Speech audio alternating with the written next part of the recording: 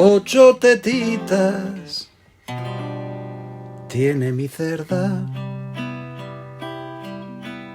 8 tetitas y orgullosa de ellas. 12 lechoncitos tuvo mi cerda y 8 están gorditos. Los otros dan pena y 4 biberones para los lechones prepara la abuela.